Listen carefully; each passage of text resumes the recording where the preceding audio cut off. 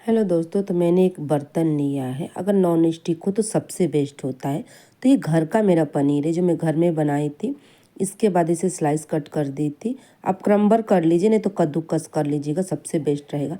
तो घर के पनीर बहुत सॉफ्ट होती है, बहुत जल्दी टूट जाती है। तो मैंने इसे घिसा नहीं, घिसनी से यानी जिसे गाजर घिसते उससे नहीं मैंने घिसा, ऐसे ही डाल दी कि खुद ही ये टूट जाएगी। अगर आप मार्केट से ला के इस्तेमाल करते हैं यानी बनाते हैं तो आप गाजर घिसने वाला जो होता है उससे ग्रेट कर लीजिए। उससे घिस लेंगे ना तो सबसे बारीक होगी, क्योंकि थोड़ी बाहर की कड़क होती है पनीर और घर की जो होती है वो बहुत सॉफ्ट होती है। तो जितना मैंने पनीर लिया था उतना मैंने यहाँ मावा ले लिया है।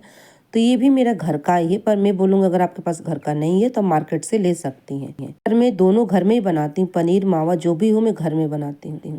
इसे लो फ्लेम पे अच्छे से मिक्स करेंगे और अच्छे से मिक्स करके इसे पकाएंगे। कम से कम घड़ी से पकाएंगे 10 से 12 मिनट। और इसमें एक कटोरी मैंने ले लिया मलाई के साथ में मैंने दूध लिया है। तो मलाई के साथ में इसलिए लिया था ना क्योंकि मेरे पास ना घी था, पर मतलब अच्छा घी नहीं था। ये जो मिठाई बना रही हूँ मैं खाटू श्याम ले जाने के लिए मंदिर एकादशी के दिन ले जाना था, तो मैं इसलिए बना रही थी। तो शुद्ध मेरे पास घी नहीं था, तो मेरी दूध थी तो दूध की मलाई मैंने ले ली थी साथ में। नहीं तो आप 2 चम्मच घी ले लेना, सबसे अच्छा। अगर बनाएंगे ना मिठाई ये मलाई बर्फी तो 2 चम्मच घी इसी में डाल देना। सबसे पहले घी डालना, फिर पनीर, फिर मावा डाल देना। इसके बाद इसे 2-3 मिनट अच्छे से पहले इसे मिक्स कर लीजिए। तो पहले मावा पनीर को मिक्स करेंगे, इसके बाद डालेंगे मिल्क पाउडर। तो मैं ग्राम से बताऊँ ना तो जैसे 250 ग्राम मावा रहेगा तो 250 ग्राम ही पनीर रहेगी।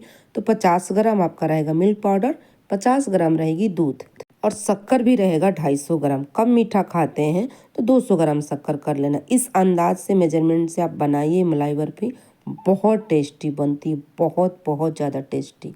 मुझे थोड़ी थिक लगी तो मैंने 2 चम्मच जो बचा के दूध रखी थी, 50 ग्राम से ही बचा के रखी थी, वो मैंने फिर से डाल दिया।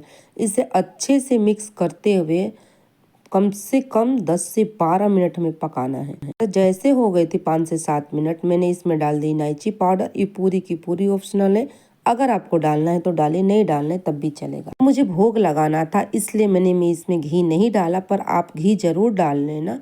तो घी डाल देंगे ना तो आपको दूध में मलाई नहीं डालने की जरूरत पड़ेगी। तो देखिए लगभग यहाँ 10 से 12 मिनट हो गया, अच्छे से मेरी सेट हो गई। अब मैं इसे एक बर्तन में रख दूंगी ठंडा होने के लिए। तो ये बर्तन में पूरी तरह से जब ठंडी हो जाएगी इसके बाद डालेंगे शक्कर। इसमें चाशनी बनाने की बिल्कुल झंझट नहीं है। जिसे बिल्कुल बर्फी नहीं बनाने आता वो एक बार बना के देखे, बहुत यमी, बहुत टेस्टी, बहुत जल्दी बन के रेडी होती है। तो पूरा फैला दी थी, जब ये ठंडा होगा तब मैं दिखाऊंगी।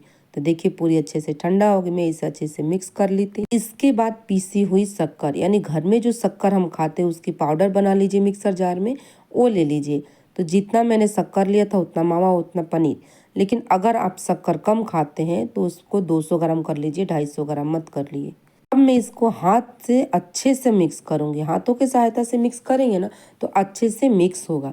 तो जब ये पूरी मिक्स हो गई तब मैं आपको दिखाती हूँ। तो देखिए अच्छे से मिक्स हो गई और ये बहुत दानेदार अच्छी लगती है ये मिठाई। तो ये मलाई बर्फी सेट करने के लिए मैंने टीन लिया। मेरे पास केक टीन रहता तो मैं इसमें डाल देती। अगर आपके पास नहीं है तो आप थाली में घी लगा के उसमें रख दीजिए। पर याद रहे इसे सेट करने के लिए फ्रिज में आपको रखनी पड़ेगी, क्योंकि मलाई बर्फी बहुत ही ज़्यादा सॉफ्ट होती है, बहुत ज़्यादा सॉफ्ट होती है। तो बाहर सेट नहीं होगी। 2-4 मिनट बाहर रख दीजिए। जब ये थोड़ी ठंडी हो जाए तो फ्रिज में इसे रख दीजिए, कम से कम ओवरनाइट के लिए। ओवरनाइट के लिए रखेंगे तो सही रहेगा। अब इसके ऊपर आपको पिस्ता स्लाइस डालना, बादाम डालना, जो भी डालना डाल सकता। मैंने बोला कि मुझे मंदिर ले जाना है तो इसलिए मैंने कुछ भी इसमें नहीं डाला।